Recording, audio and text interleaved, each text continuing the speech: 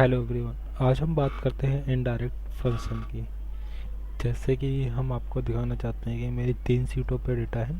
जैसे मेरी दिल्ली की सेल्स एंड नोएडा के गुड़गांव, देन नोएडा, दिल्ली। मेरे पास 3 सर्कलों का डेटा है जहाँ पे मेरे पास किसी ऑपरेटर नेम्स वाइज मेरा डेटा ये है एंड ऑडिट स्टेटस एंड उसके ऑडिट स्टेटस के रीजन सर्कल एंड किस किस स्पोक के डेटा सेल्स हुए हैं। ऐसे हम नोएडा में देखते हैं कि नोएडा में भी हमारे पास सेम फॉर्मेट में ही डेटा है एंड गुड़गांव में भी हमारे पास सेम फॉर्मेट में ये डेटा है। तो हम चाहते हैं कि हम अपनी रिपोर्ट पीओ कैसे दिखाएं। तो फर्स्ट ऑफ ऑल मैं यहाँ पे एक वैलिडेशन फंक्शन यूज करता हूँ जो कि आप ओल्ड टी एल शॉर्टकट की है। इसका यहाँ पे दिल्ली, नोएडा एंड गुड़गांव तीनों सीट का मैंने यहाँ पे एक वैलिडेशन यूज़ कर लिया जहाँ पे मेरे तीनों सर्कल्स आ जाते हैं। उसके बाद हम यहाँ पे फार्मूला यूज़ करते हैं कैसे हम तीनों सीटों का डेटा यहाँ पे लेके आते हैं। जब मेरा गुड़गांव सेलेक्ट हो तो मेरे यहाँ पे गुड़गांव का डेटा आए, जब मेरा दिल्ली सेलेक्ट हो तो मेरे यहाँ पे दिल्ली का डेटा आए। वो कैसे है, इसके लिए हम क्या करते हैं, first of all VLOOKUP function use करते हैं। VLOOKUP फंक्शन से हमें मेरे पास एक काउंट ऑफ यूनिक नंबर दे रखे मैंने जो कि मुझे फाइंड करना है। एग्जाम्पल VLOOKUP मुझे ये फाइंड करना है, कहाँ पे फाइंड करना है मुझे पहले फर्स्ट ऑफ ऑल मैं क्या करता हूँ, इनडायरेक्ट फंक्शन यूज करूँगा। इनडायरेक्ट फंक्शन से मुझे मेरा सीट रेफरेंस ये जिस सीट पे मेरे को डेटा फाइंड करना है, फिर मैं क्या कर देता हूँ, इसे फ्रीज कर देता हूँ ताकि ये मेरा ड्रॉप डाउन से ना ऊपर जाए ना नीचे जाए। फिर एंड ऑपरेटर के साथ में हमारा एंड ऑपरेटर, उसके साथ में मेरा डेटा कहाँ से कहाँ तक आए। तो मेरा डेटा कहाँ से आएगा, डेटा मुझे उठाना है, हर सीट पे मेरा डेटा है तो मुझे डेटा उठाने के लिए क्या करना है, सीट को कॉन्कनेक्ट करना है। सीट हम कैसे कॉन्कनेक्ट करते हैं, लाइक डबल इन्वर्टेड कॉमा, सीट कॉन्कनेक्ट करने के लिए हम ये लगाएंगे। उसके बाद मेरा डेटा कहाँ से उठाए, E1 से स्टार्ट हो और मेरा कहाँ पर डेटा जाए, एंड ऑफ पॉइंट मेरा जाए F17। तो मैं F17 यहाँ पे करता हूँ और कौन से कॉलम का डेटा उठाए, मतलब मेरा पहला कॉलम कौन सा है, दूसरे कॉलम का, फिर एग्जिट में 0, सॉरी इवन से स्टार्ट हो। उसके बाद मैं इसे यहाँ पर क्लोज करता हूँ,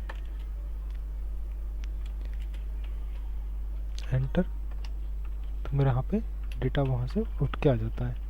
मैं इसे कंट्रोल D से ड्रॉप डाउन करता हूँ तो मेरा पूरा डेटा आ जाता है, एंड कंट्रोल R।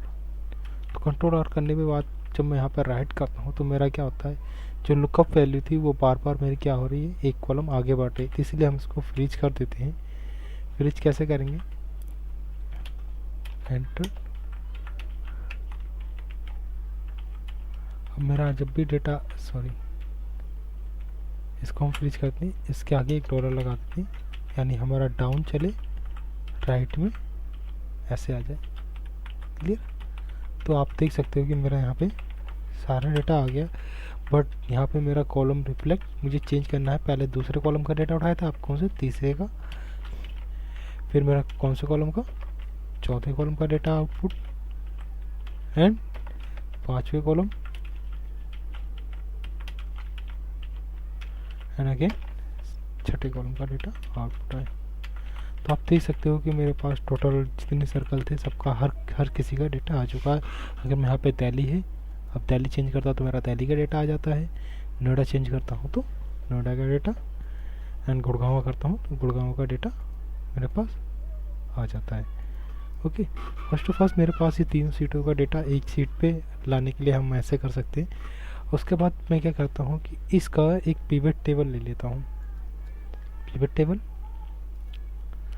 इसी सीट में मैं क्या कर देता हूँ, एक पिवट टेबल लेता हूँ, यहाँ पे एक पिवट टेबल ले लेता हूँ। इस पिवट टेबल में मुझे रिपोर्ट क्रिएट करनी है, किसके बाद, किस ऑपरेटर ने कितना काम किया है। तो मैंने यहाँ पे डाल दिया। उसके बाद QC स्टेटस ये मेरे ऑपरेटर्स नेम हो गए। क्यूसी स्टेटस में मैंने क्या कर दिया, इसको यहाँ पे डाल दिया और उसके बाद क्यूसी स्टेटस एक नीचे जा डाल दिया। तो यहाँ पे मेरे लाइफ ऑफ व्यू ये आ गए कि कितने ओके किए थे और कितने ऑडिट स्टेटस वाइज मेरी रिपोर्ट बन जाती है। इसकी मैं क्या कर लेता हूँ, एक क्या बना, इंसर्ट चार्ट बना लेते हैं। तो एक चार्ट हम बनाते हैं इसके लिए 3D में। तो हमारे पास एक चार्ट बन जाता है। तो हम इसका रीज़न यहाँ पे, इसको हम रिपोर्ट का नाम दे सकते हैं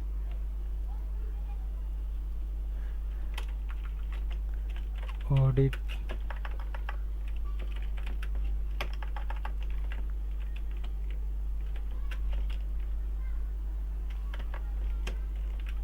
स्टेटस वाइज।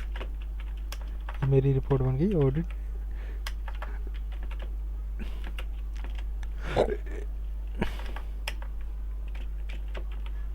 तो मेरे पास ये रिपोर्ट्स बन के आ गई ऑडिट स्टेटस वाइज रिपोर्ट। तो अब मैं इस चार्ट ऑफ व्यू को डिज़ाइन कर सकता हूँ कि ये मेरा चार्ट किस तरीके से शो हो। तो इसके लिए मैं यहाँ पे डिज़ाइन मोड में जाके अपना यहाँ पे डिज़ाइन कर सकते हो कि हाँ मेरा ये डिज़ाइन शो हो।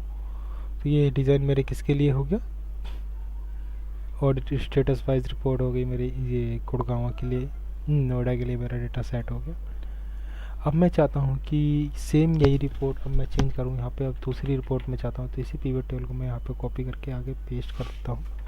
तो मेरा नेक्स्ट पिवट टेबल आ जाता है। इस पिवट टेबल में मैं रिपोर्ट चाहता हूँ, मेरे पास कैसे है, यहाँ पे सर्कल, मतलब ओके यहाँ पे सर्कल वाइज नहीं देना चाहता, मैं स्पोक वाइज देना चाहता हूँ कि किस स्पोक्स में कितने ओके हुए हैं और कितने अनओके हुए। इसी का मैं एक चार्ट और बना लेता हूँ। इंसर्ट में जाएंगे हम, फिर से एक चार्ट लेंगे, मेरे पास एक चार्ट और बन के आ जाता है। इस चार्ट को फिर हम वहीं पे सेट कर देंगे। मेरे पास ये एक रिपोर्ट बन गई स्पोक वाइज,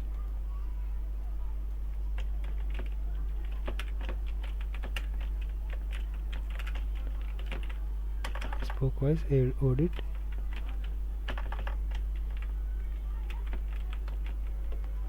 टस। तो आप देख सकते हो मेरे पास 2 चार्ट बन के आ गए। अब इस चार्ट को भी मैं फिश को भी डिज़ाइन कर देता हूँ। इसका चार्ट ऑफ व्यू मेरे पास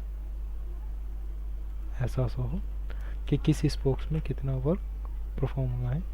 अगर आप देखते हो कि मैं इसे चेंज करता हूँ, मेरा अभी नोएडा का व्यू है, अगर मैं इसे दिल्ली करता हूँ तो अब पिवट टेबल को हम रिफ्रेश करेंगे, राइट क्लिक करके रिफ्रेश, तो मेरे पास किसकी ये ऑडिट स्टेटस रिपोर्ट मेरी बन गई क्यूसी ऑपरेटर वाइज, और ये मेरी रिपोर्ट बन गई spoke wise audit status report बन गई।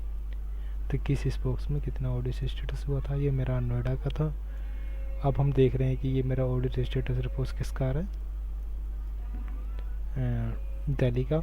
अब मैं इसे चेंज करता हूँ नोएडा का, फिर से पिवट टेबल अपना पिवट टेबल को यहाँ से हाइड कर देते हैं।